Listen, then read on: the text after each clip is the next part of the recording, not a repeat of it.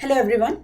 So this is the problem solving session 7 for the basics of biology course, and today in continuation of what we did last time, we're going to read about another important system of our body. Like for example, last time we did about immune system. This time we are going to study about digestive system.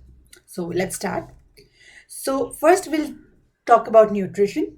What is nutrition and why is it important for our body? So, nutrition is the process of taking in food and converting it into energy and other vital nutrients which are required for life. And these nutrients are the biomolecules that we have studied in the previous classes, for example, proteins or carbohydrates or amino acids or the DNAs and RNAs. So, these are important substances which are required by the body for various functions of the cells and the organ systems, and these are important not only for the functioning but also as the for the organism as a whole, for its growth and for its motion. So nutrition is a very important part of our daily life, where we are what we eat determines how we are, like how healthy we are and what are we able to do in our life. Now the process of taking in food and the kind of food that we eat or any organism on this planet eats is the called nutrition.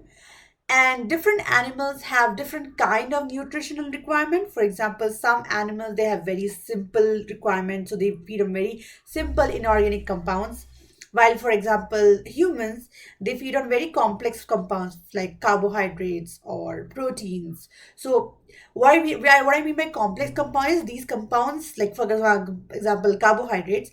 If you take in carbohydrate, they have to be broken down into simpler components, which are then in the usable form and which are the raw material for the energy in our body.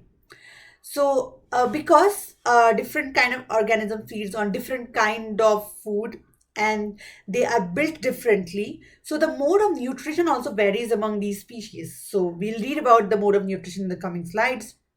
That also varies across the different organisms that we are looking into.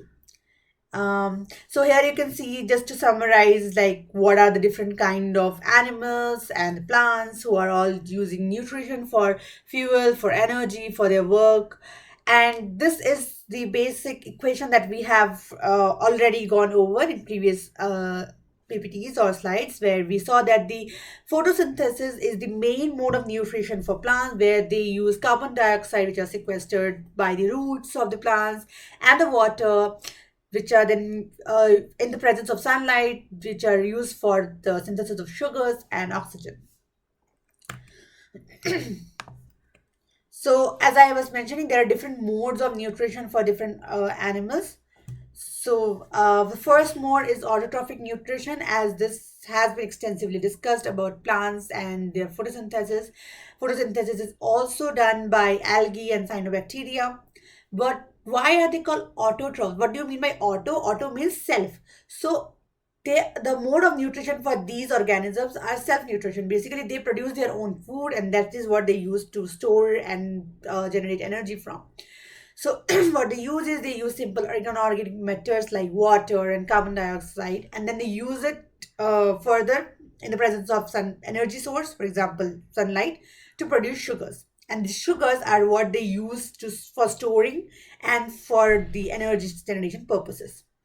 And we have already discussed photosynthesis in detail, but just to go over once again, there are main three steps of photosynthesis. One is absorption, so wherein the chlorophyll in the leaves, they trap the light which comes from the sun. Then they convert the light energy into chemical energy, and they also you have water. The water absorb will split the hydrogen into hydrogen and oxygen molecules. The energy is used to split up the water molecules, and then you have reduction, wherein you have the carbon dioxide which gets reduced with the hydrogen molecules which were just generated to form the carbohydrate molecules. And these carbohydrate molecules are then used as starch, which are which is stored in the plants for future reserves, and they are also used for energy generation. So this was about autotrophic nutrition. The next mode of nutrition is heterotrophic nutrition. Very simply, if you see the word, it means hetero means from some other sources. So these organisms, they depend on other for the nutrition. And why is that? Because they cannot synthesize their own food. And for example, us, we have we have to take food from outside. So we have all these different kind of food. We have pizzas, we have simple dal roti, chawal, or any other food material that you like to eat. All these are something which are prepared by using raw materials which have been generated by other plants or any other such sources of organism. So you are not producing the raw materials or the food, you are taking it from some other sources. So that's how the dependency is comes into play. So that's why you are called heterotrophs. And these heterotrophs also are of varieties, like what kind of food they eat on.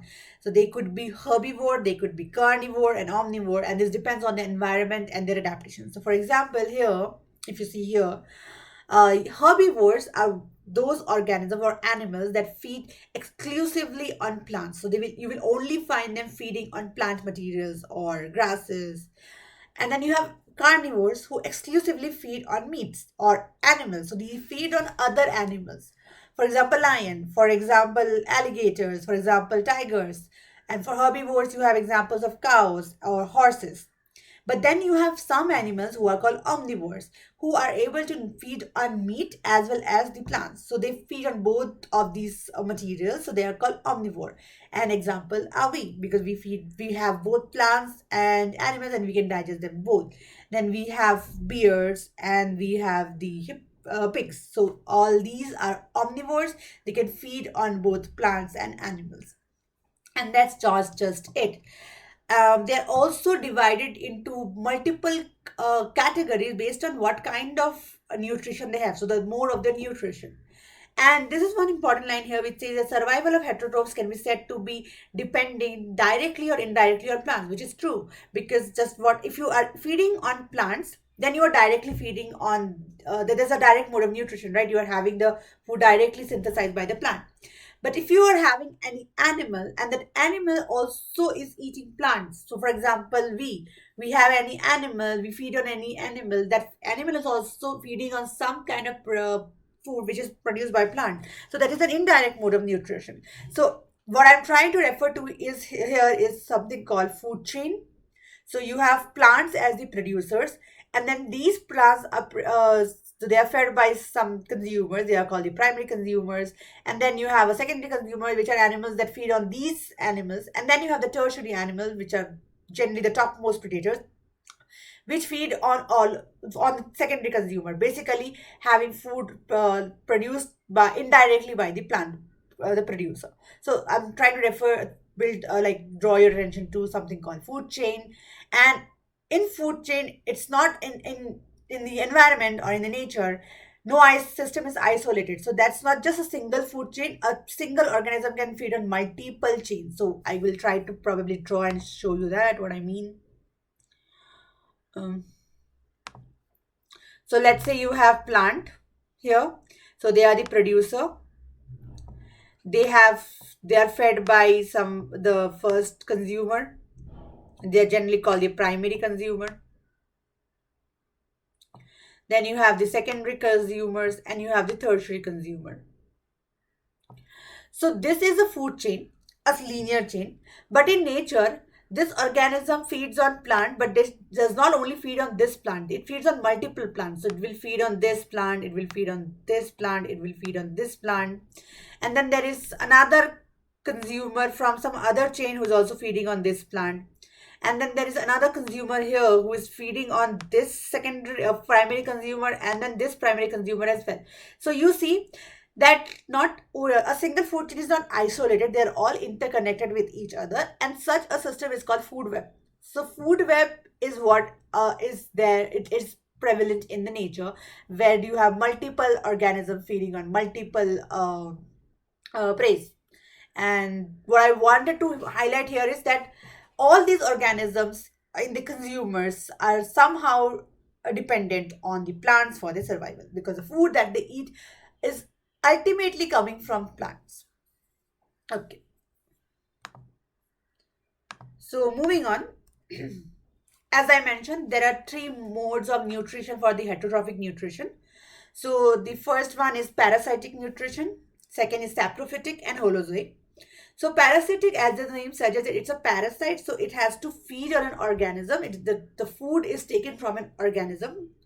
And these parasites, they are of two types. They are ectoparasites or endoparasites. So endoparasites are the one who are who live inside the body of an organism. So they are internal parasites, and they are very deadly because they enter the system of the host and then they disrupt the cellular machinery of the host, and thereby killing the host. So, for example, Plasmodium of tapeworm, they, if not killed, they really induce very high level of damage. But then you also have external parasites who are parasites who feed on other organisms, but they don't necessarily have to enter the body of the host. For example, fleas and insects who will just sit on the host and just suck off the blood or suck off any other mode of nutrition which they have. For example, they will feed on some mostly that is by sucking the blood. But for example, you have leeches and lices, and if you have seen them, they would be sticking onto your body and using the sucking machinery to feed on to acquire the food. Next, we have saprophytic. So, saprophytic mode of nutrition is where the requirement of food is met by from the rotten parts of the dead organism and dead decaying matter. And these organisms, they secrete digestive enzymes so that they digest the food outside and then take the part digested food is what is ingested into the body. So the digestion for these organisms are external digestion. So, for example, mushrooms and housefly and spiders. So if you notice spiders or houseflies which come to your home, and if you notice them feeding on something, you will see that they secrete saliva. And those saliva, as we will read in the coming slide, they have many such enzymes which are responsible for the digestion. And so they will use that to digest the food outside of their body, and then they will take it inside the for they will then ingest the food material. Next is Holozoic. So when you compare it to saprophytic, it was a digested food that was taken inside. In Holozoic nutrition, the entire food, the entire organic food can be taken up in the whole as a whole in the animal or the plant or animal, because it has digestive enzymes which can work inside the body, and there it will be where the digestion process will take place. So this is for the example for this is many free living protozoans or us humans or even animals like dogs. And just to summarize, as I have already spoken multiple times, the role of nutrients are that they're the main source of energy for the body, and they provide raw materials for the synthesis of biomolecules. And that's not just it, they also help in building and repairing body tissues and absorption of fat soluble vitamins. And they will also help to uh, give structural stability to the cells. So they will help in the synthesis of collagen and give proper structure to the blood vessels, bones, and ligaments. And very importantly, they help in the maintenance of homeostasis of the body. So now you have taken nutrients, you have already taken in all the food that you need, but those food have to be processed so that they are able to generate the energy that they are meant for. And the whole process of taking in the food and then digesting and absorbing the nutrients from it is called digestion. And the system that takes part in this process is called digestive system. So we are going to discuss about digestive system in the next part. So very simply, digestive system is the system that is involved in conversion of food into energy for the body. To look at the structure very briefly, it starts with pharynx, where it from where the food from the oral cavity is passed on to the pharynx. The food from the food is then passed to this long tract called esophagus. Esophagus passes the food to stomach. From the stomach, the food passes to small intestine, then to large intestine, and finally for excretion to the rectum and accessory organs. And the whole process can be divided into several steps. For example, ingestion, which refers to taking in of the food. Mixing and movement means mixing of the food that was just taken in with the saliva so that it can be acted upon by digestive enzymes. And the movement of the food material or the mass of food that has been taken in via the esophagus into the stomach and via the stomach to all the other organs. And on the way, secretion of enzymes which are responsible for digestion of this food, and digestion mainly in the small intestine where all the materials will be broken down into simpler forms. Finally, absorption of the nutrients, the important nutrients that are required from those food that was just ingested and digested will be taking place, and the ones that are not required by the body are then passed on for excretion. So let's go over the structure in detail. So we'll first start with buccal cavity.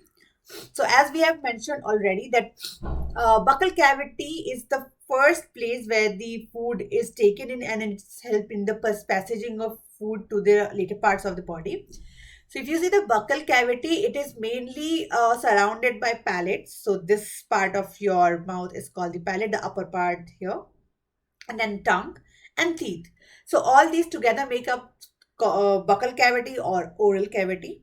And here what happens is that the large piece of food that you have just taken first is fragmented with all the biting and chewing that you will do because of the presence of teeth, and then you will also have saliva. So the food is mixed with saliva in the mouth. This is aided by teeth and tongue and several other glands which are present in the buccal cavity. And so the tongue, as I mentioned, is important for mixing of the food with saliva and also chewing. And then, so the food, when it mixed with saliva, it is called bolus. This bolus is then pushed into the pharynx by the tongue, and pharynx further takes down into esophagus. So the whole process, as you would obviously know, it is called swallowing. It is also called deglutination.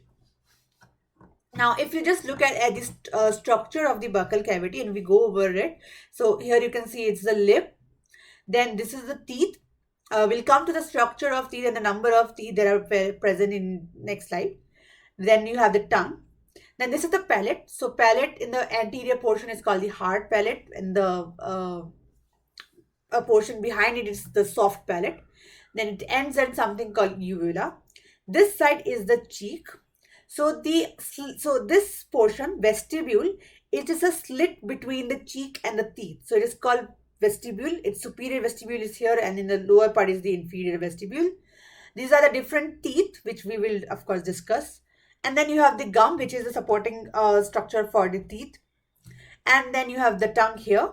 And then you have the submandibular ducts, which are ducts which are important for the secretion of enzymes which are responsible for digestion. So this also we will discuss when we are discussing about the glands that are involved in digestion.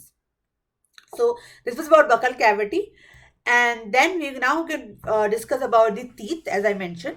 So as I have already said, the teeth is generally for grind, like first you have to cut your food material and then you have to grind the food material. And I am quite sure that you are already aware of the function that teeth does for your nutrition. Like what, when you eat, you're consciously using your teeth for if for chewing the food material that you're eating. But to go into great depths, we will see what kind of teeth, like what are the different kind of teeth we have, and what are the different functions they play, and what is the structure of each teeth. Like a single teeth has several components present in it. So we'll go over that as well. So first of all, the teeth are mainly of like different kind. They're called incisors and canines, premolars and molars. It is in the order of how they are present. So there are two incisors. So if you just see here, these are two incisors, and then you have one canine on the sides, and then you have three molars, three premolars, and then you have three molars. So that makes up for 16 and 16 and 16, 32. So the incisors, as we have already said, that they are the front portion of the mouth, and they are mainly they're chisel shaped. So they are very sharp pointed, and that's how they are very important for biting and making pieces of the food that we are taking in. The second are canines. So they are on the either side of incisors, and they are of course slightly more pointed than incisors because their function is even though similar to incisors where you are using it to binding, you can also use for tearing of the food material. Then you have the premolars, which are behind the canines. So next to the canines, three on this side and then three on the other side. And they are used for tearing and grinding of food. So you have to first take in your food, tear them apart, and then you have to chew them into smaller portions. So the grinding of the food into smaller portion is what is done by premolars. And then molar also does a similar activity where they're used for grinding food as well as for chewing the food material. Now, if you look at one teeth or one tooth in a structural form, then you have enamel, which is a covering to this to the teeth, and it is the hardest tissue in the human body. So yeah, the hardest tissue of a body is your teeth, especially the enamel. Right below the enamel, you have dentine, which is also a structural support for the teeth. And again, it is the second hardest tissue for the human body. Together, the upper portion of dentine and enamel are called the crown of your teeth or tooth. And in the between dentine, you have something called pulp. So whenever you eat cold water or very sweet something, you have sensations, right? That's called sensitivity of your teeth, and those are nerve reactions or sensory nerves which are reacting to what kind of impulse was generated. So all those nerves are stationed here in the pulp, and they're connected. These are nerves and blood vessels. They are responsible for all the like the response that you have to all these different kind of, and the pain that you feel are also here. And then these are the teeth is embedded in the gums, and then this part is called the, so the lower portion right up from the pulp is called the bone, while the upper portion is called the crown. So this was all about teeth. Now let's move to tongue. As we have already discussed, the tongue helps in the movement of the food during digestion and to push it down in the esophagus, and also during chewing. So tongue has a lot of motor functions, and it is an important motor organ for the process of digestion. Now here on tongue, you have several specialized cells, which are the epithelial cells, which are called the taste buds. So you would have heard, right, that this is salty, this is bitter, whatever taste you prefer. So all those taste buds, all those tastes that you are able to perceive are because of these taste buds on your tongue, and they are positioned at different places on your tongue. So for example, here you can see if there is something sweet, they will be perceived here. Salty will be perceived here. You have the sour taste buds here, and the bitter is at the behind. So there are different taste buds, and these carry the stimuli from the oral cavity to the central nervous system that makes you sense that this food is sweet or this food is salty. Then, as we have said, the food is further pushed into pharynx. Pharynx is a fibromuscular Y-shaped tube which is attached to the terminal of the mouth. So here you can see. So this whole region is called pharynx. That can be also divided into three layers. The first is nasopharynx, the upper portion which is near the nasal cavity.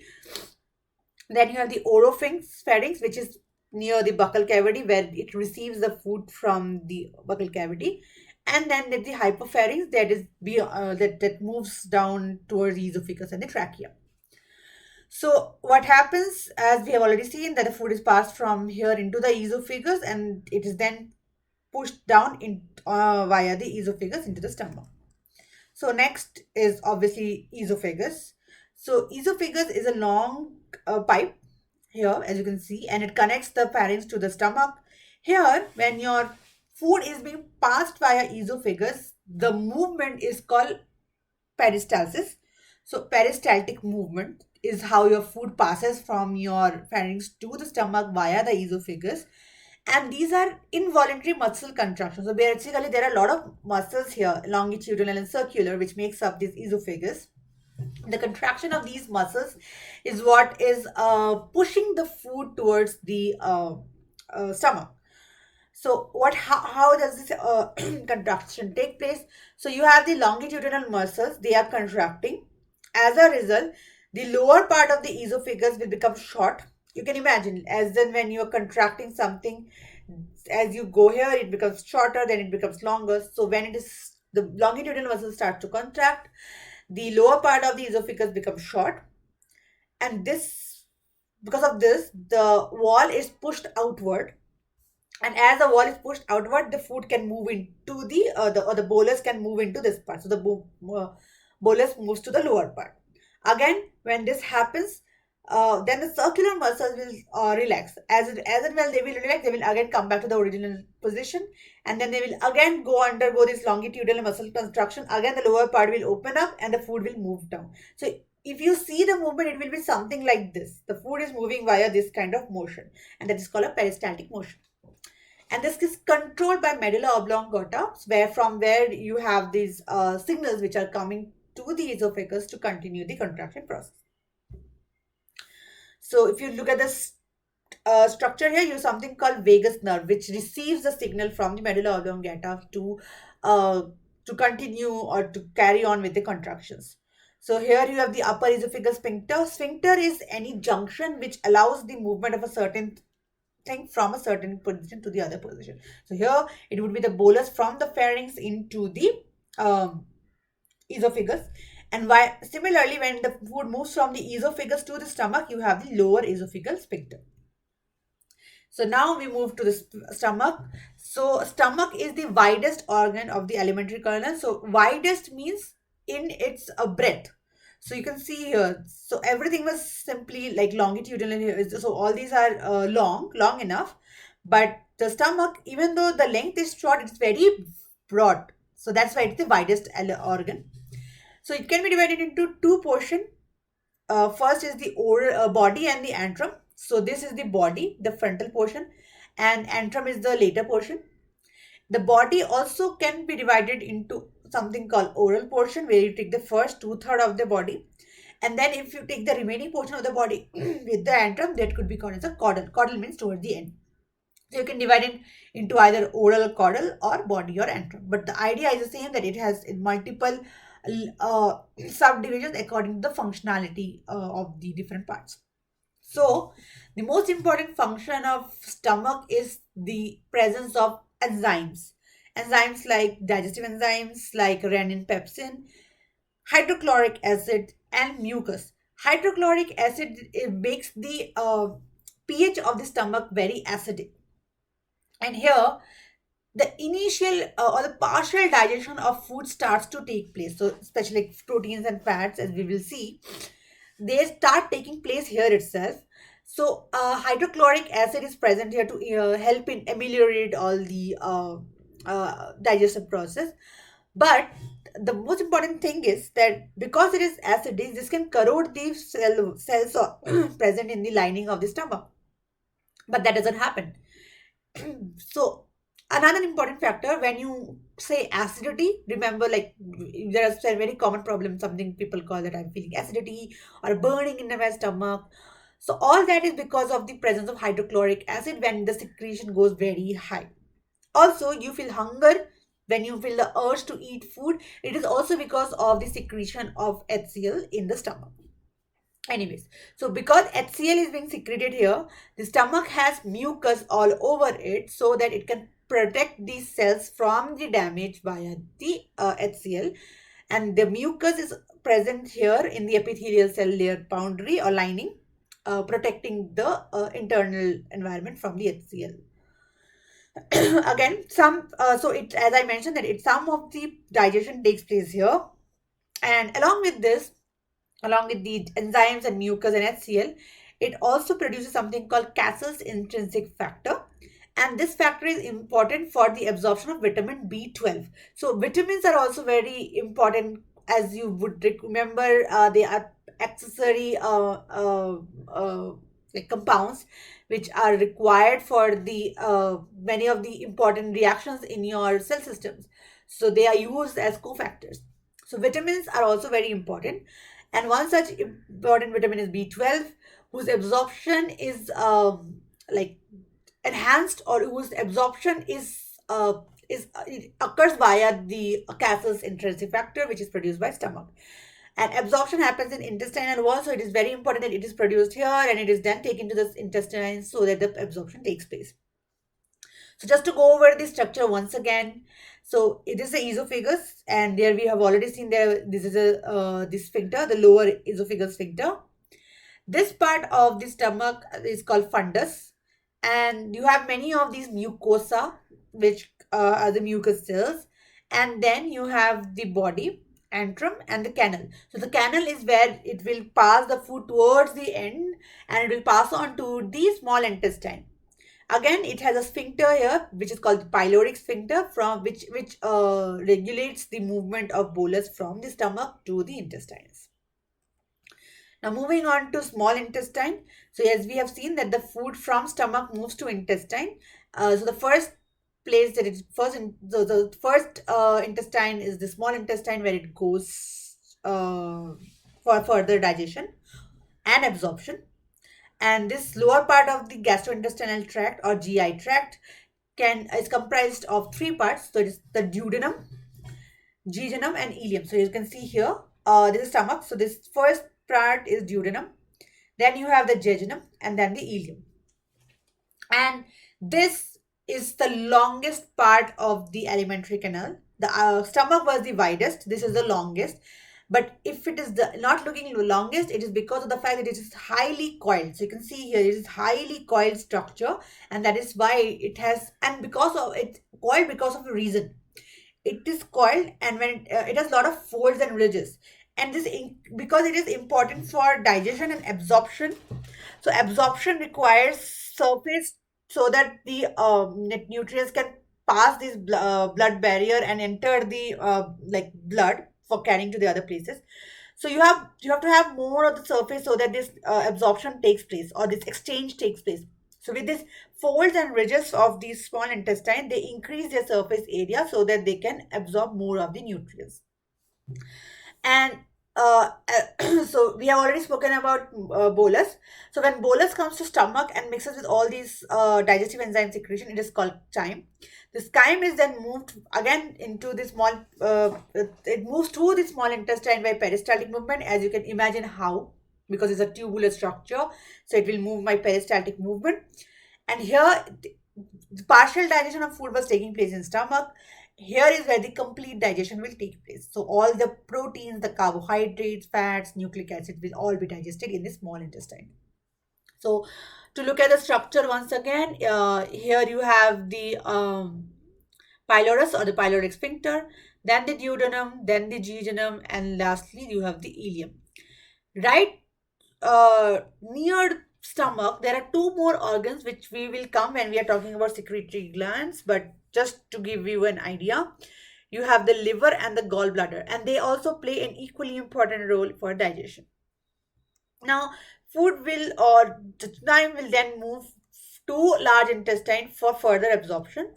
So, large intestine is like again 1.5 meter long, and its diameter is always larger. So because it is longitudinal here, but it has different sections, the diameter of these large intestine is very like it's larger than small intestine.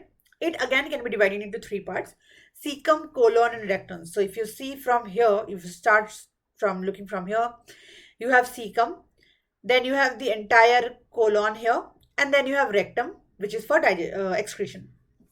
So we'll start with the first position, which is the cecum.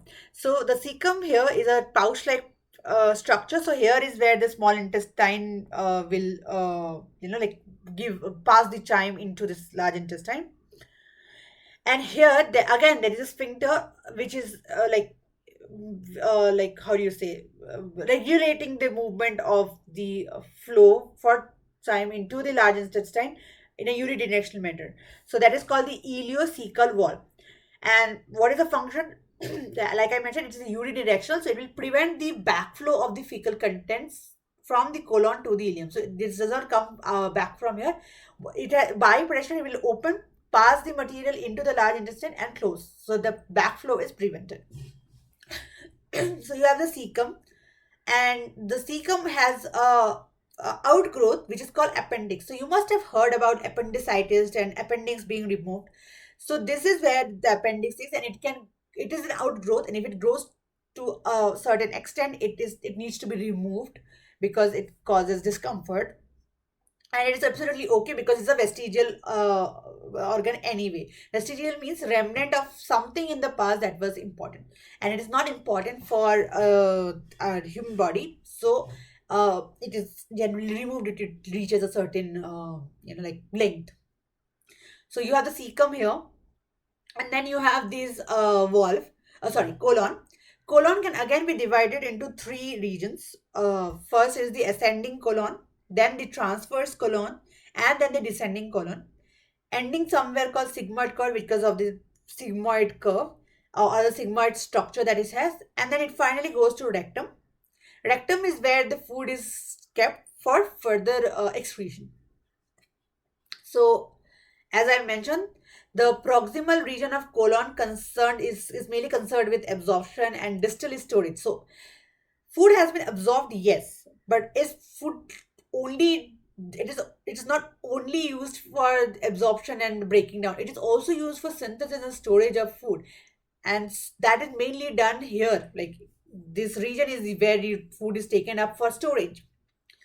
And as I mentioned, the lower part is called sigmoidal because of the sigmoidal shape, and it opens into rectum. Rectum finally leads to anus, which again is composed of two sphincters, which are called smooth muscle fiber and external anal sphincter. And this is helpful in the excretion of the digested food materials. So this completes the overall structure of the digestive system. Now we will talk about the glands which are associated with digestive system, because they secrete enzymes which are responsible for the process to take place. So just to summarize, first they secrete digestive juices or enzymes. Why juices? Because they are a mix of enzymes that work together. So that's why digestive juices. So they secrete digestive juices for the digestion of food. And these glands are of different kind. They are salivary glands, for example, here. Then you have the gastric glands, liver, pancreas, which is stationed like right next to each other. And then you have the intestines, which also have their own glands. So you see, all these structures which were involved in the passing of food have their own secretory glands associated, which is important for them to process the food. Along with these, you have the liver and the pancreas, which are also taking part in the digestive system. So we'll go over each of them one by one. So first is salivary gland. The first place where the food encounters the enzymes is the salivary gland, the buccal cavity basically, because that's where you first take in the food material. There also, the salivary glands are again of three types: parotid glands, submandibular, and sublingual. Submandibular was something that we had looked when we were looking in the buccal cavity figure. So we'll see here what is the role of it. So if you just look at this figure here, so parotid glands are here, right next to your ears, and then you have sublingual, which is below the tongue, and then nearby you have some mandibles. Mandibles are these basically. So you have a gland here, submandibular. So if you look into this structure as well, you will see that you just see these portions. These are the parotid glands, sublingual, and then the submandibular, and there are multiple nerve connections which connects each of these to the nervous system for them to receive the signal that so and so enzyme has to be now synthesized, or so and so secretion has to be done. Okay. Now the parotid glands, so all of these, they will release their secretion into a duct. So they will have their own duct associated. So for example, parotid glands, they secrete saliva into the parotid duct, and the role of the secretion is to help in mastication, basically the mixing of food and the swallowing. Similarly, submandibular glands, which are present in the mucous membrane in the floor, secrete the serous fluid and mucus. And as we have seen, mucus is also very important for mixing of the food. And then you have sublingual gland, which are also really secreting the thick mucinous fluid. And the idea is to lubricate the oral activity, allow for mixing of food and swallowing, buffering the pH, and some part of digestion, because these are also digestive enzymes. They will just initiate digestion, but that also takes part here in the sublingual, because of the secretion of sublingual glands in the buccal cavity. So this was about your buccal cavity.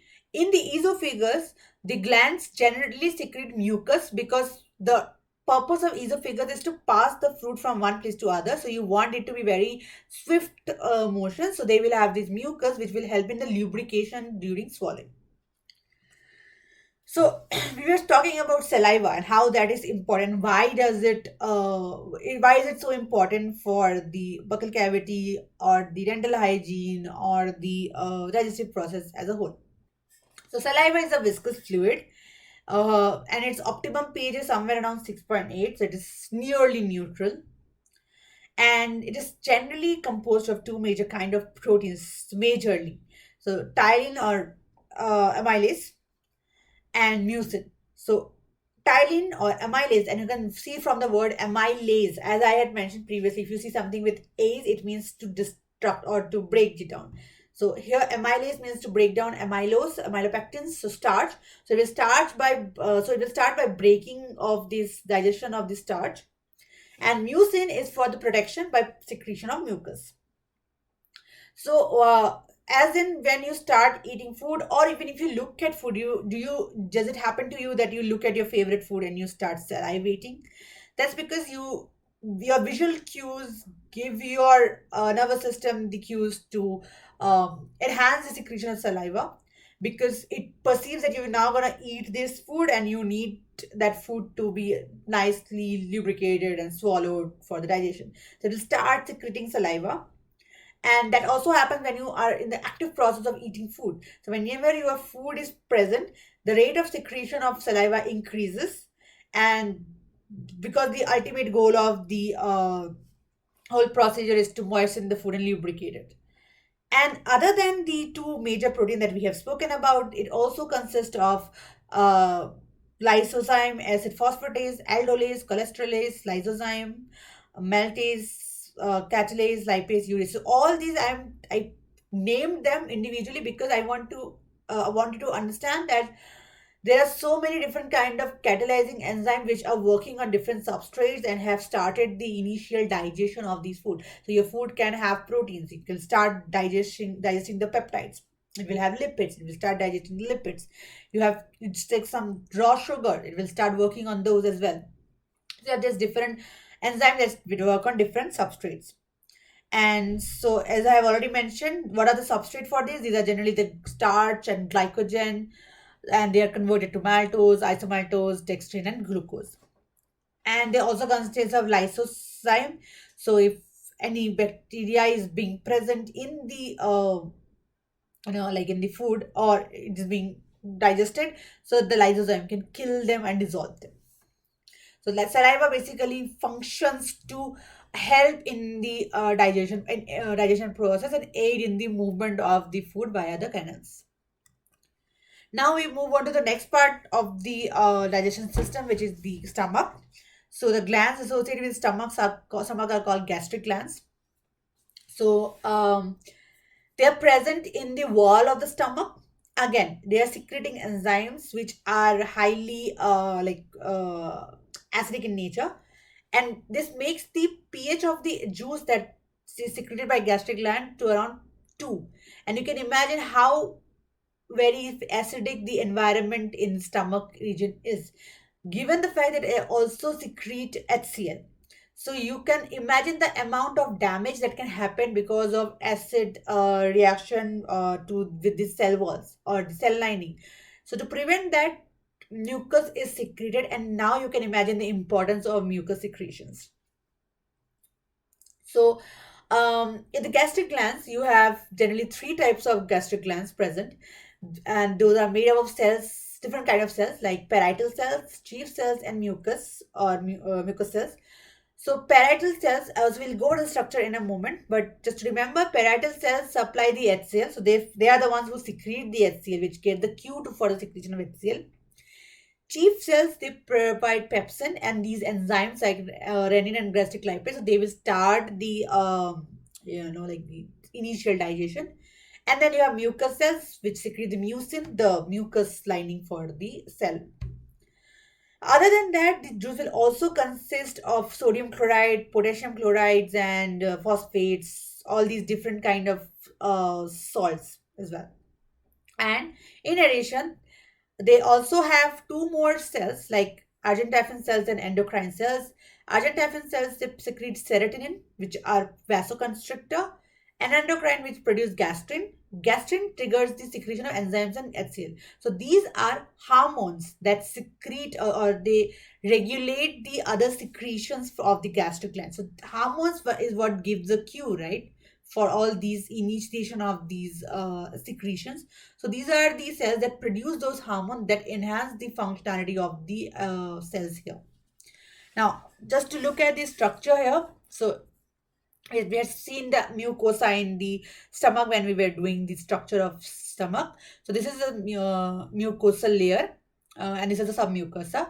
Now, if you just look at this is a 3D structure. So if you just look at it like this from a cross section, you have these pits here, and these pits are, when you go move down these pits, you have these longitudinal structures here, or this long crypts-like structure here. So if you enhance these crypts, this large clips here, they are of these kind of structure. These are the mucosal layers, and these are lined by these kind of cells. Now, each of these cells are again of different kind. They are there, but these three cells are mainly present. So mucous cells, parietal cells, and chief cells. If you see here, so you see these kind of cells here, these are the mucous cells. So they are the ones that line the secrete mucus for the protection of the lining. Then you have this odd kind of shaped structure, which are the parietal cells. And parietal cells, as we have seen, they secrete the gastric acid or the HCl. And then you have stacked between them, you have the chief cells. So these pink color cells are the chief cells that will be secreting the pepsin and other enzymes. And then you have these gastrin producing G cells or the endocrine cells, which are here at the bottom here, or at the separate structure here.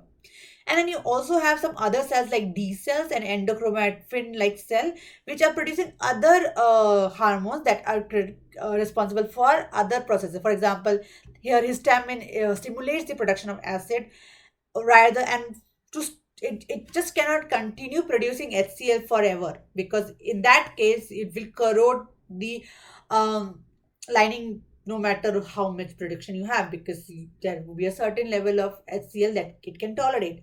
So you need to inhibit the synthesis or secretion of enzyme or acid, and that is done by D cells by the production of somatostatin. So when you have ample of food and you don't want them to secrete HCl anymore, somatostatin gets the T cells get activated to secrete somatostatin. Somatostatin go and inhibit the acid secretion. So that's how regulation takes place. Okay, now gastric glands. I had told you that in nearby gastric glands, you have the liver and the pancreas and the gallbladder working together as accessory organs to help in the digestive process. So we'll now look in liver. So liver is the largest gland in the body, and they secrete bile. So liver secretes bile, and bile is the most important feature or the production of a liver. And they stimulate, again, this bile stimulate the peristalsis, and they make, so here up till now this environment was acid, bile makes it alkaline, and bile makes it alkaline so that the pancreatic juice can work on them and start the digestion processes. To understand bile better, you can equate it with the emulsification of fats. So bile actually helps in the emulsification of fats and the digestion of lipids, as well as the removal of pigments like bile pigments or bilirubin. So if you have problems associated with the production of bilirubin or the retention of bilirubin, it should be removed from the body. But if you have any malfunction here, they give rise to problems. For example, jaundice. If you cannot get bilirubin removed from your body, your entire body starts becoming yellow, and that's the sign or the onset of jaundice. Okay, and other than that, bile also help in the absorption of vitamins. For example, vitamin K and other soluble. So fat soluble because they help in emulsification of fats. So all those vitamins that can dissolve or they can solubilize in fats are absorbed because of these bile salts. And as I have mentioned, that liver has gallbladder associated with it. So the gallbladder is where the bile is stored, and on receiving cue for digestion, this is released from the gallbladder and secreted by the liver. So, and it works in conjunction with the pancreas. So there is a duct which connects the bile and the pancreatic duct, and which are called the hepatopancreatic duct, and this is near the duodenum. So they work together to secrete into the duodenum, where the digestion in take place in its whole, like the complete digestion takes place. So if you look at the structure again, this is the liver, this is the gallbladder, this is the stomach, and then right behind stomach you have the pancreas. So all these work together here, and this is the common bile duct where they get released into the duodenum. So moving on to pancreas. So pancreas is stationed behind the stomach, and this is again a soft lobulated large compound gland. Mainly it functions to secrete pancreatic juice. Juice means again loads of digestive enzymes, and again it is very important for the production of hormones. So we'll see that in pancreas, in the structure or in the cross section of pancreas, when you look into it, you will see that there are many acini. So they are the cells. They are where the cells are stationed that secrete the digestive enzyme. Along with this, there is also sodium bicarbonate solution which are secreted by the small ductiles and larger ducts, and all these are important for the digestion, so making the alkaline environment and the digestion of the food material. So the pancreatic duct, as we have already mentioned, they join with the hepatic duct, and that is the hepatopancreatic duct, and they release into the duodenum by the papilla of Vater. And the pancreatic juice can also, the pancreatic duct can also be directly pouring it into the duodenum without the need for hepatic duct, like associated with hepatic duct. So this is what I was mentioning, that so if you see, this is the pancreas, and just one cross section from it, if you see, so these are present like this. So there's a line by these cells which secrete digestive enzymes, and then in between these lining you have these islets. So some cells which are isolated from each other, which are called the islets or Langerhans, on the scientists who discovered it. And they have the capillary where they have these where these secretions move. And then you also, in the islet of Langerhans, you have the hormone secreting cells. And what are those cells and what's hormone they secrete? So they consist of these kind of cells. So they are the alpha cells which secrete the glucagon. Then they have these beta cells which are responsible for insulin. And then you have these delta cells which are again responsible for synthesis of somatostatin and collagen.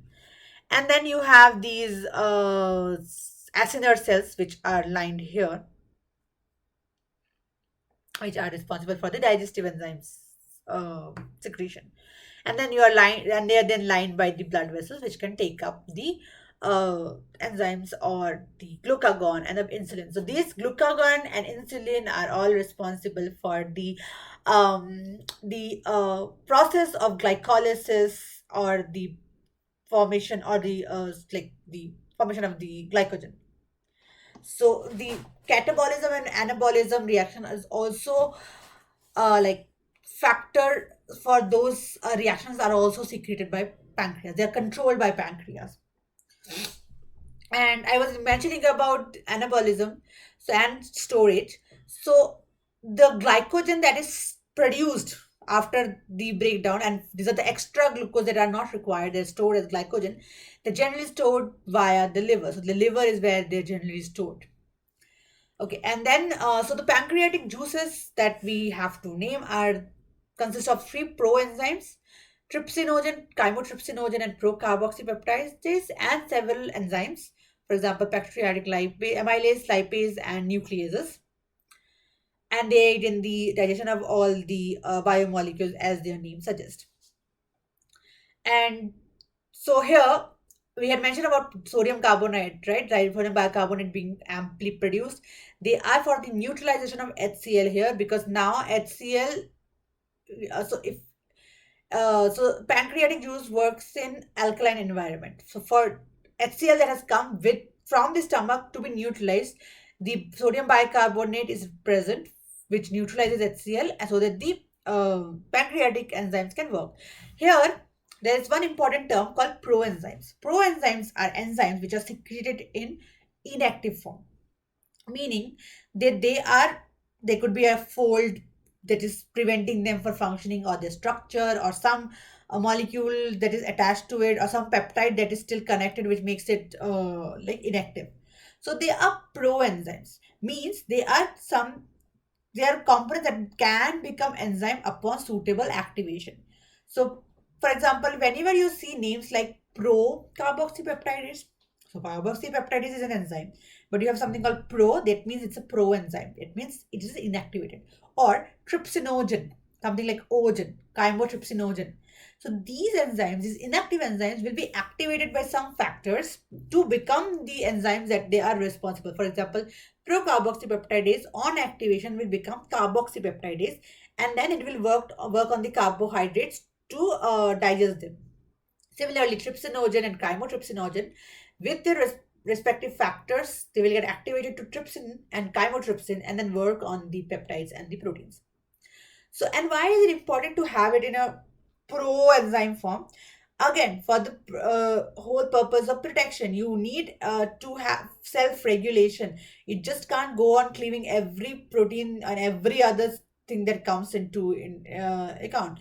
It needs to only work in a specific manner, and it needs to work on the kind that has moved from the stomach to the small intestine. So, or the bolus that has come into the stomach. So with very specific function, upon the entry of bolus into the stomach and in the small intestine, it will get enough cues to get converted to its active form, and it will then encounter the proteins or the carbohydrates and work on it. So that's why you have like this, these enzymes are secreted in the pro or inactivated forms. Moving on to the last segment, which is the intestinal glands, which this is for both large intestine and small intestine. They are mainly of two types. So one is crypts of Leberkun and the other is Brunner's gland.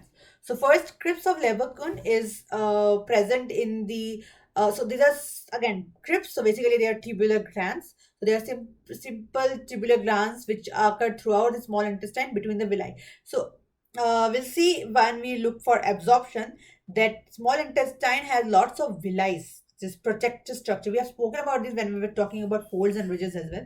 There are lots of these projections like structures which are called villi.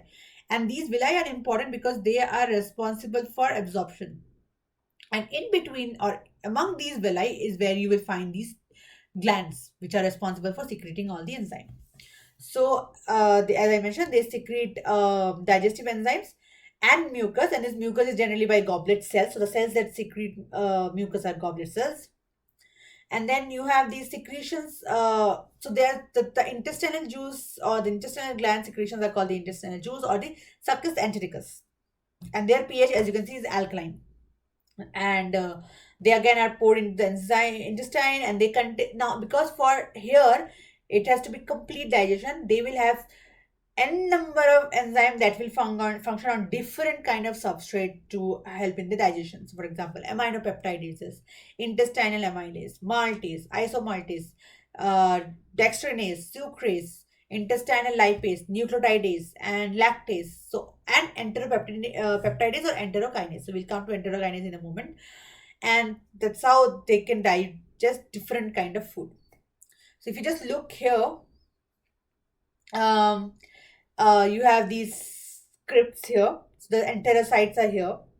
They secrete the enzymes or the secrete digestive enzyme, and then you have the stem cells which are renewing these cells, and then you have the Paneth cell which are responsible for secretion of anti-microbial stuff, so protection of these scripts. And goblet cells are secreting the mucus. Moving on to Brunner's gland. Brunner's gland are somewhere here, like just in the duodenum, submucus of duodenum, and these are mainly for the secretion of mucus, and the function is to lubricate and stick the food together. So, mucus, as I have mentioned, like so many times, the mucus is secreted by almost every compartment of the digestive system, and because the main function of mucus is to protect the stomach from the damage, so it and along with that, it also helps in the lubrication and movement of the food material via the tracts. Okay. Now we have discussed about the structure. We have discussed about the glands in isolation, like what are the glands and which are the enzymes they can produce. So we'll now look into the enzymes that these glands produce and how are these enzymes responsible in digesting these different compounds. So first enzymes or first set of enzymes that we'll look into is salivary amylase and lysozymes. So salivary amylase means that they are present in the from the salivary glands. So they'll start working on these at in the mouth section where they will start working on the starch and they will convert them into maltose. And there also you have lysozyme, as we had mentioned, that lysozymes are for the bacterial infections. They work against there and they are produced by lysosomes. Then you have the gastric enzymes, which I had mentioned that were pepsin and renin and lipases. So these enzymes are also produced again for the same reason that they are important functionality enzymes. So they are also produced as inactive forms. So pepsin is produced as pepsinogen, and this pepsinogen is converted to pepsin, as you can see here. So when you have parietal cell secreting HCl and the chief cell secreting pepsinogen, this HCl removes these peptides from the pepsinogen. So the inactive form now gets activated and then it works on the proteins. So pepsin works on the proteins to give peptones and proteases. Peptones, again, they are not complete unitary of the amino acids. So they also have to be worked upon, and that is done in the saliva intestines. You then have renin, which is again a proteolytic enzyme and which is present in infants' gastric juice, which is mainly again for the digestion of casein, so milk products. And then you have lipase. Lipase is for the conversion of fats to glycerides.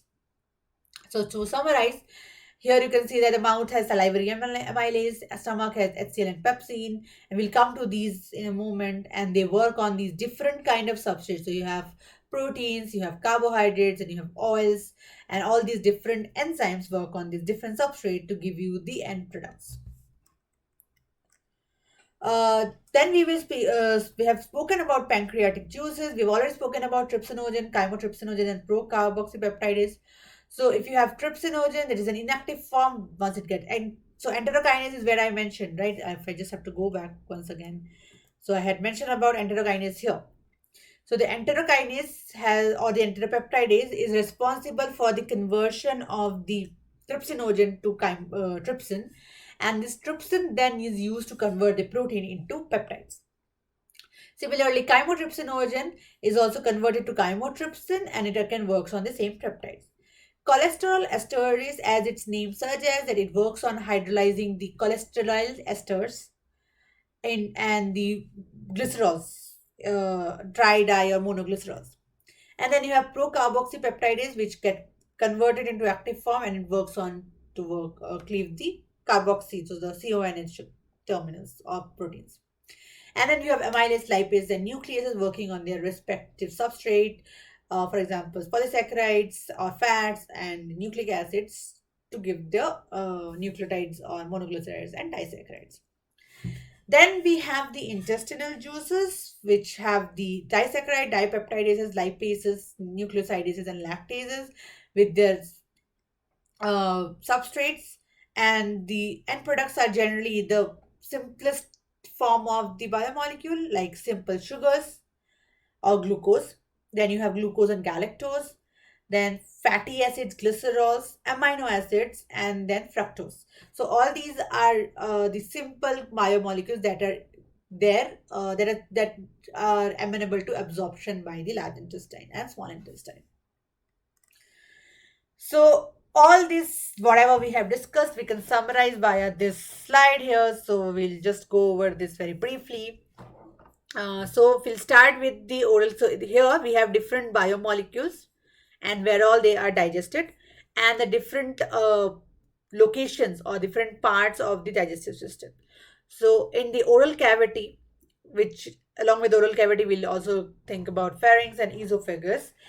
It starts with the carbohydrate digestion by the salivary amylase, wherein the polysaccharides are converted to like smaller polypeptides, polysaccharides and maltose, and the disaccharides. Then these move further to stomach, where they are acted by pepsin to convert the proteins into small peptides. These then move into the small intestine, where the smaller polysaccharides and the remaining polysaccharides are then worked upon by pancreatic amylase to convert them into maltose and other disaccharides.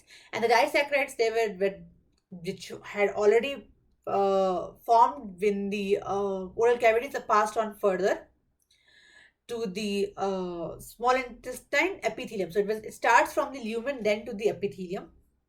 And in the lumen only, you have these proteins which are worked upon by the trypsin and chymotrypsin to give rise to smaller polypeptides. And they are also then worked upon by the pancreatic carboxypeptidases, which give rise to the amino acids. Again, because we have mentioned the small intestine is where every digestion will take place, then you have the DNA and the RNA, which are worked upon by pancreatic nucleases that will give rise to the nucleotides. And then you have the fat globules or the fat digestion here, where you have the fat globules. And we have mentioned about bile, how important it is for fat digestion. So bile salts helps in the emulsification of fats, forming of fat droplets. And then they are acted upon by the lipases to give the glycerols and the fatty acids here. And then in the brush border cells or in the epithelium of small intestine, these disaccharides are further acted to give the rise to monosaccharides. Amino acids, if they are not already prepared, they will be acted upon. So small peptides will be acted upon here by other dipeptidases and the aminopeptidases to give rise to the amino acids. And the nucleotides which were generated in the lumen because of the presence of nucleases will be then cleaved by nucleosidases and phosphatases to give rise to the phosphates, bases, and sugars. These are the unit constituents for the DNA and RNA. So that's how they are broken up. So you can see how each component has finally digested in the different sections of the partially digested in a different section of the digestive system and finally digested completely in the small intestine.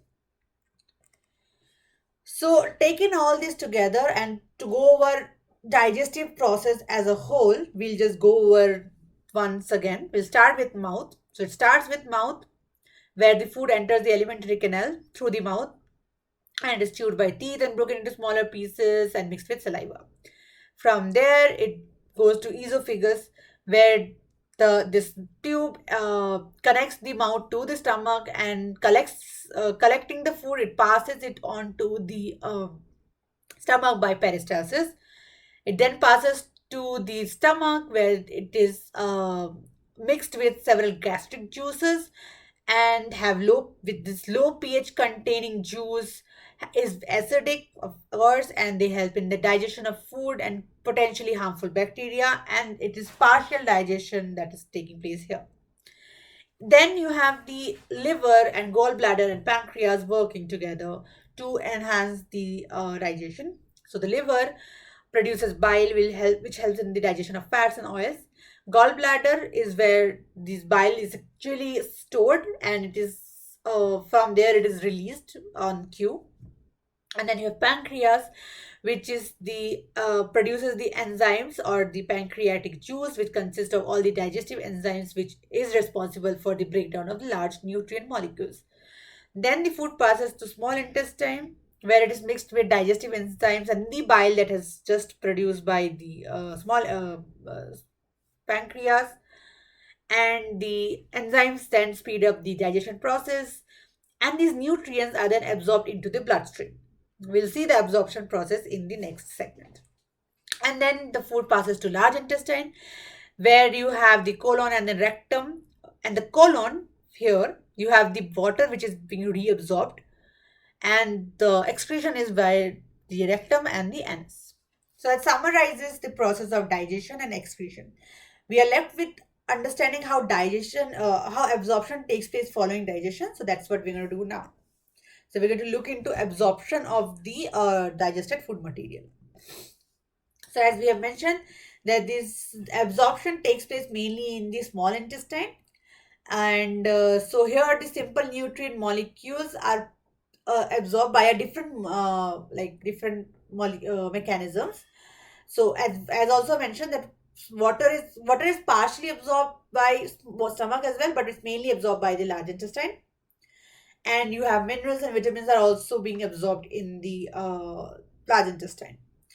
But majority of absorption of the nutrients takes place in the small intestine in the jejunum, means the lower section of the small intestine.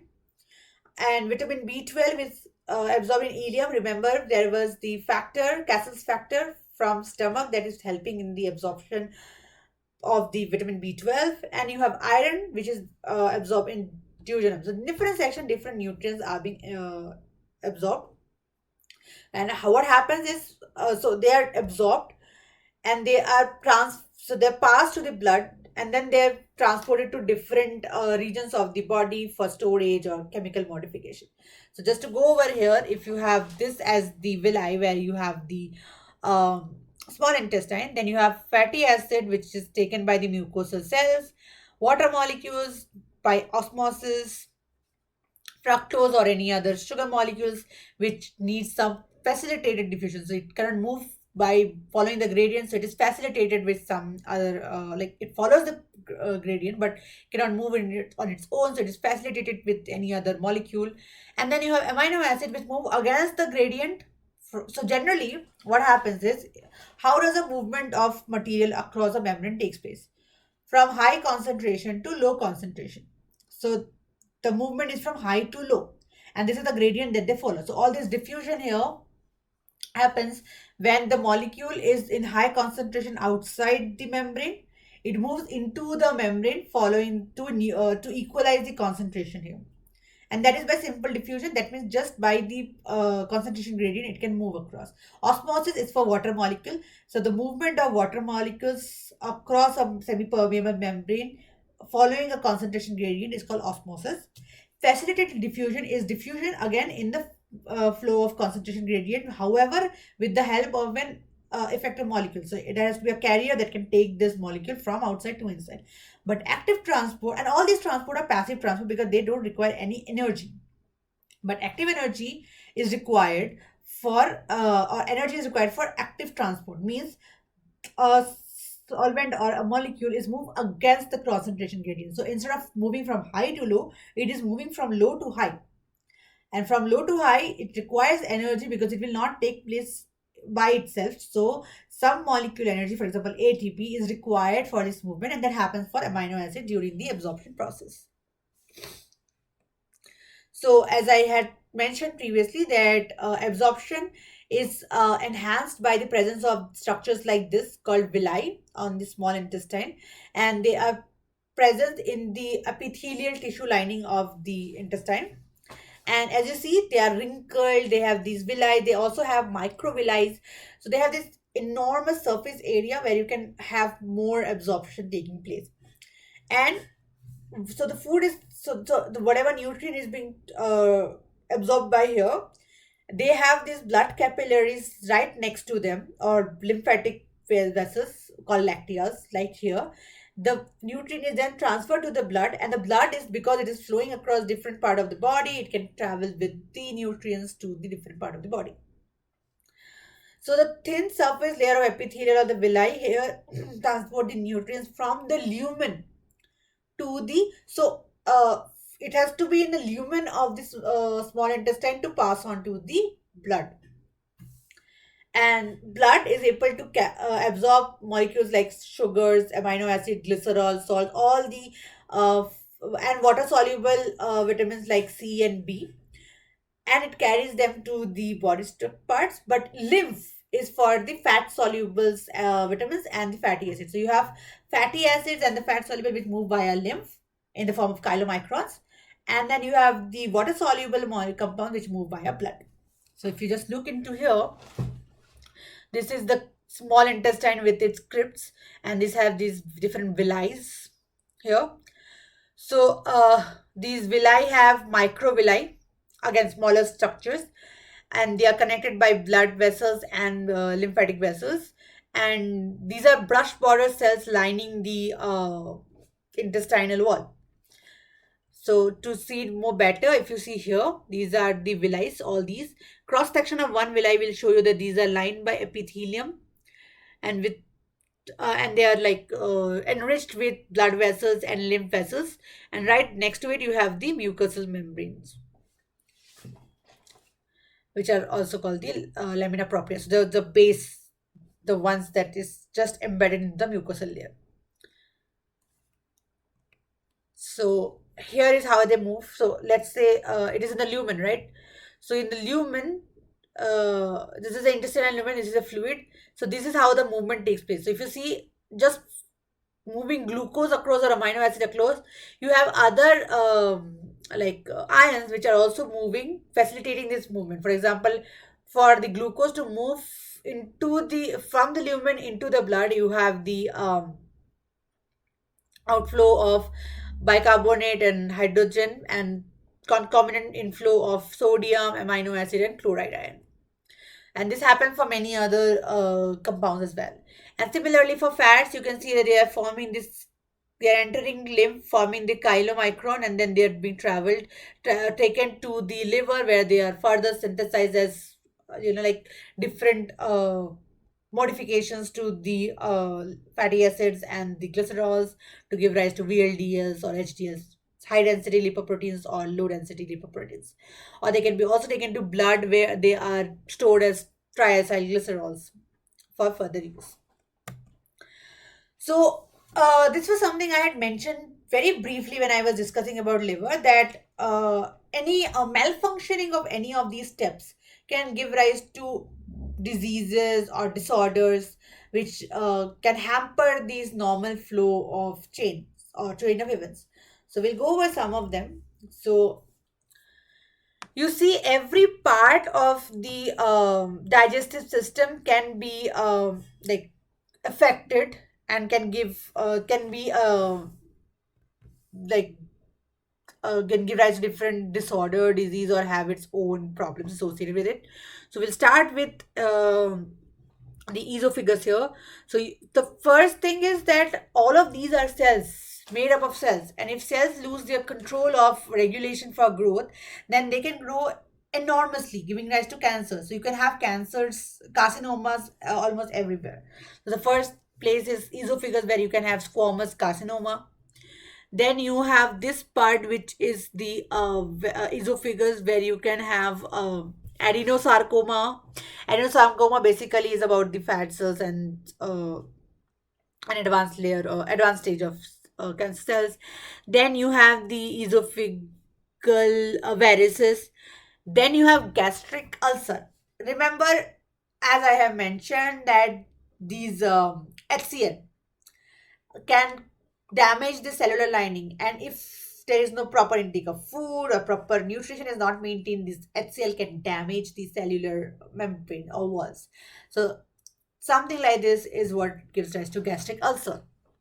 And then you have again stomach with its own adenocarcinoma, and then you can have same ulcer, because HCl is also being taken to the small intestine. You can have duodenal ulcer, gastritis problems.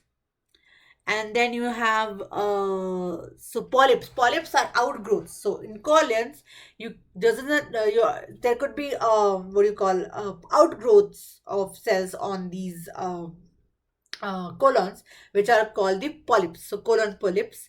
And then you have the liver, where you can have something called fatty liver, with excess of fatty acid which is being stored in the liver. Or you can have jaundice, that I had mentioned, that they fail to excrete the bilirubin, and as a result there is a prolonged storage of bilirubin in the liver. Then you have the gallbladder. So gallbladder can have stones, so they have this cystic formations which can lead to gallbladder stones. And then you have cirrhosis, where liver stops functioning because of depositions. And then you have hepatitis. So this was about the upper part of the GIT or the digestive tract. Now the lower part, which consists of intestines and the rectums, you can have inflammatory bowel disease or Crohn's disease in these parts, the small intestine and the large intestine. You can have polyps of the small intestine and large intestine. You can have so there is something called inflammatory bowel disease and something called irritable bowel disease. All these are with related to how much what kind of food you are eating, how much water you are taking inside, and how like when these digested material is moving through your systems, like the small intestine and large intestine, how much of pressure they are exerting on these membranes or the walls. So these were about the small intestine and large intestine. But it's not always about the structure. the diseases can also happen because of the nutrition, as I have mentioned. So you need to be very particular about what kind of food you are eating, because deficiency of any material like nutrient or carbohydrate or protein can also give rise to diseases. For example, here, so these are different vitamins, and these are different kinds of food that we generally take, and they are all important. So that's why there is this big push for a healthy diet.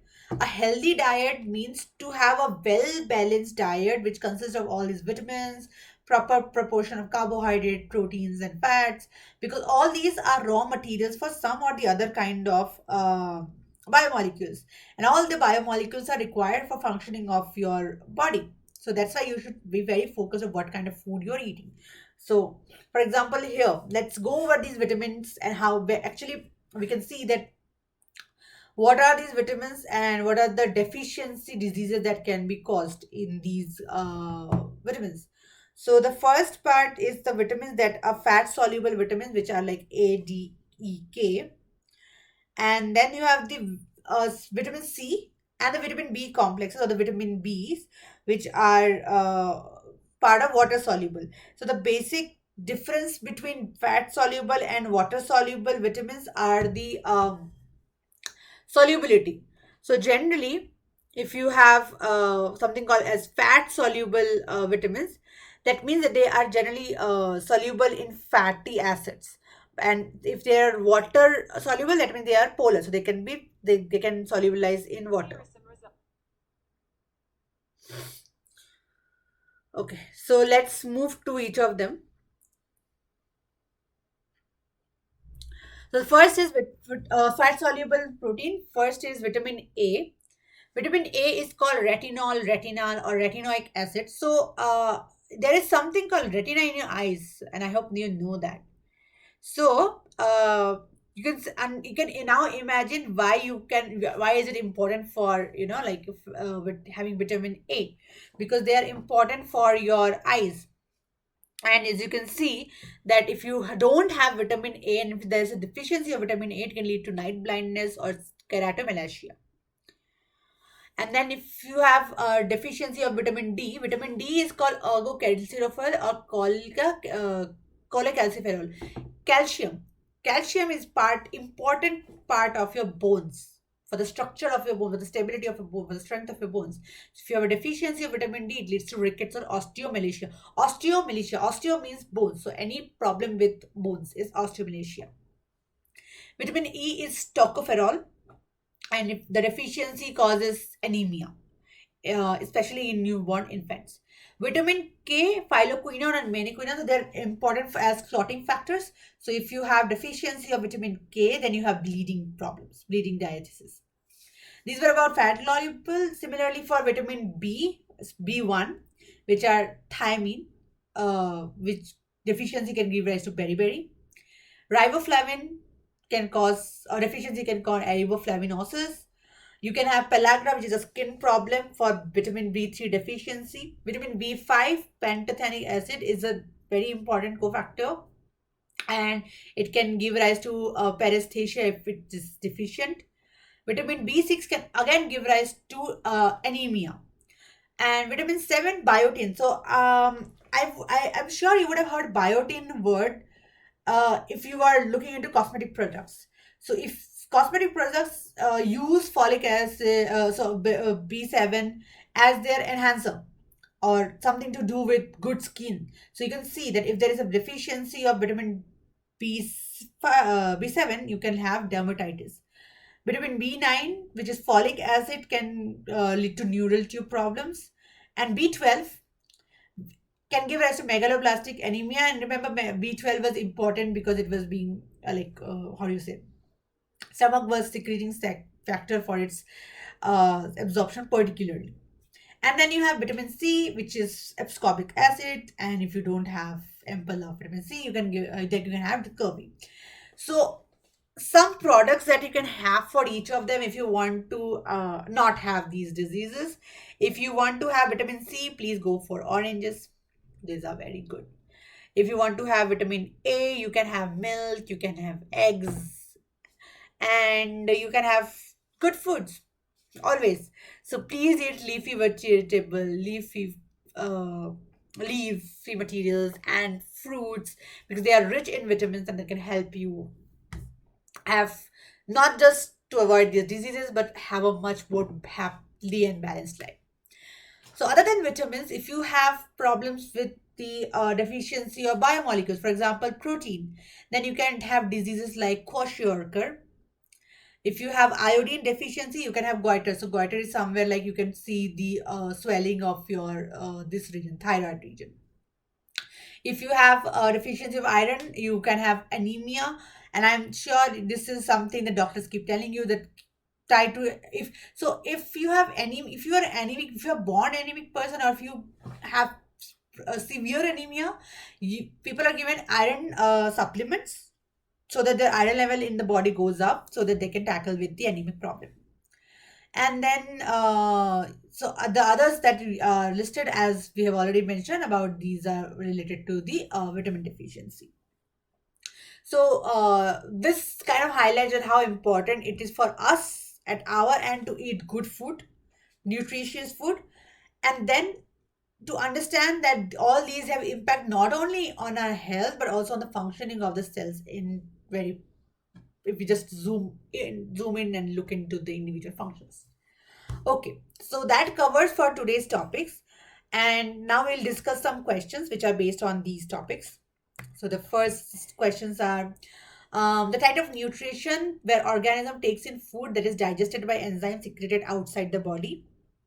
Then it is the internal parasite which multiplies inside the host and is life threatening. So the again, for answering these questions, these are all what do you call, like applicable. Like when you know the theory, you can answer these questions very easily. So just look at the keywords and then try to look at the respective examples. Then the next is a slit like space between cheeks and teeth is which of these, and the mechanism of digestion. So follow the proper order of digestion in the humans.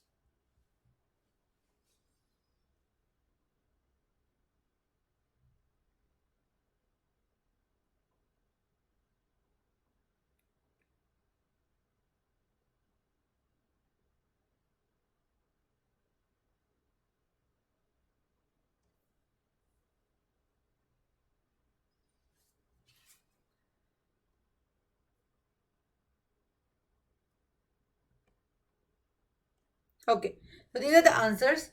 The first is the type of nutrition where organism takes in food that is digested by enzyme. So the food is digested outside, and that was saprophytic nutrition, and the examples were spiders, mushrooms, or houseflies. Parasites and holozoics are whole organisms which are taken in. Parasites are organisms which feed on other hosts. Autotrophics make their own food. Similarly, internal parasite, housefly is not a parasite. Fleas are also not parasite. Anopheles mosquitoes do go inside cell, but the Anopheles mosquito are the mosquitoes that sit on your skin and suck blood of it. So the internal parasites are Plasmodium vivax. The slit-like space between the cheek and teeth is vestibule. Gullet is what you call the esophagus. Palate is in buccal cavity, and buccal cavity consists of the teeth, palate, and the tongue. The mechanism starts with ingestion, follows it up with breakdown of food material by mechanical and enzymatic ways. Then you have digestion, absorption, and the removal of the wastes. Next, the involuntary muscle contraction in the esophagus for downward movement of food is controlled by. Remember the words. Do not jump into answering. Remember the word that is being given in the question. Next, the type of teeth is which is used for chewing bubble gum. Next, the center of tooth that contains nerves and blood vessels is, and the last is the protective coating that ensures stomach wall is not damaged by hydrochloric acid or HCl.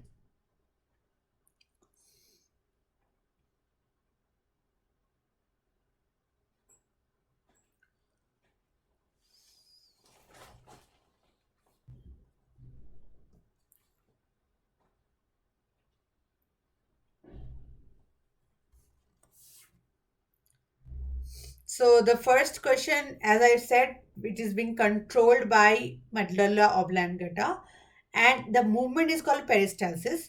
Also, on cue, if you have vomiting, vomiting is called as the reverse peristalsis. Means the food is coming back up, right?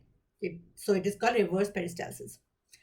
Next is the type of teeth which is used for chewing bubble gum. So they are premolars and molars both, because they both of them help in chewing. Next, the center, which is responsible for containing the nerves and blood vessels, that is called pulp.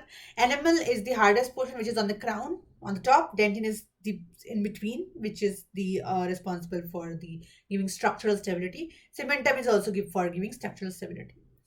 Next is the protective coating, which is the mucus. Again, the correct order of large intestine, so the colons, we have discussed this. Even if you don't discuss it, just if you try to remember the figure for the physiology or figure of the digestive system, you should be able to answer it. Next, the RNA and DNA are broken down into nitrogen bases and sugars by nucleases. Where? Next, the longest part of the alimentary canal is, and the fourth is the backflow of fecal matter from colon to ileum is prevented by which of this structure?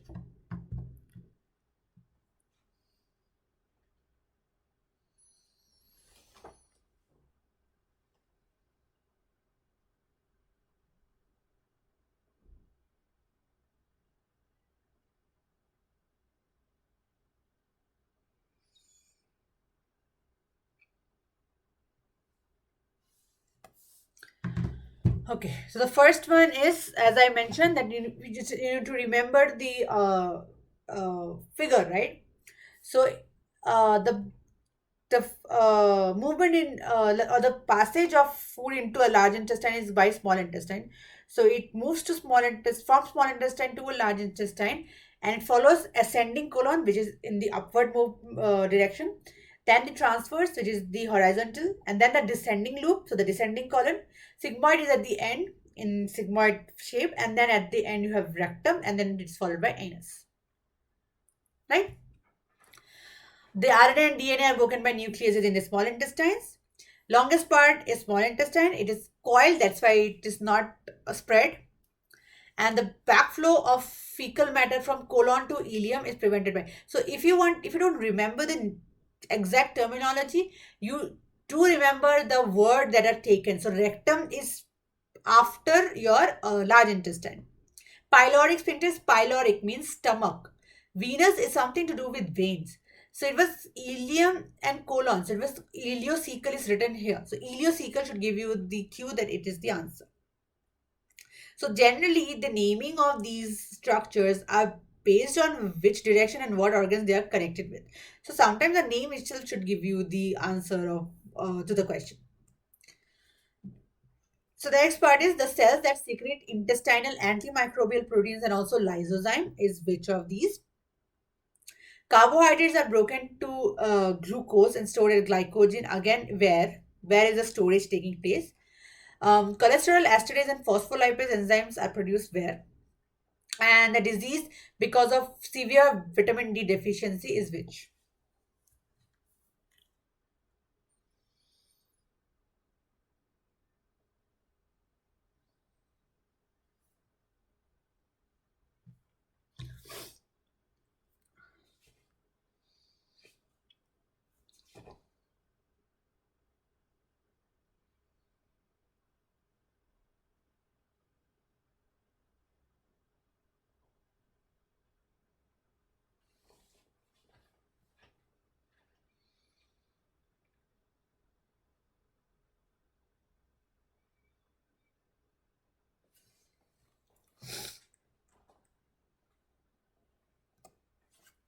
Okay.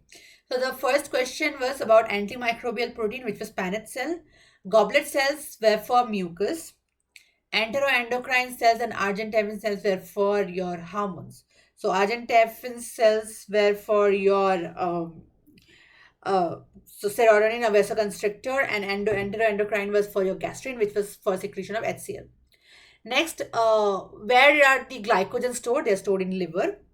And where are the cholesterol, acid, and phospholipids produced? Where are they produced from among these? These are pancreas, because ptyalin and mucin are themselves enzymes. And the disease which is caused by vitamin D deficiency is osteomalacia, because vitamin D is for bones and that's why it's for osteomalacia. Constipation is not a disease. Marasmus and Kwashiorkor are for protein deficiency. And next, so the buildup of which waste material in the blood leads to jaundice. The walls of the small intestine consist of finger-like projections called what? The movement of chloride ions during co-transport of glucose into the intestinal epithelial cells during absorption is by which motion? And lipids are emulsified in small intestine by lipases into fatty acids, and what is the other constituent compound?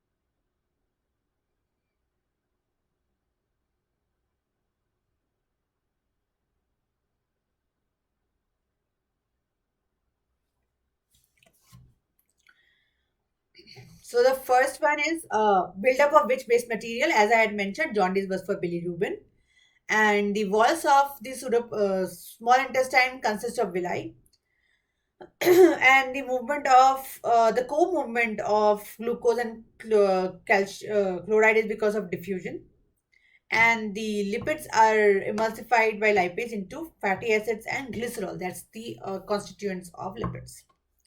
So that covers the topic for the digestive system, and we have gone over all the important questions and the topics which are for this topic, for this part. And if you have any other questions or any doubts, you can simply type in the comments box or in the discussion forum, and we'll be happy to help you. Thank you.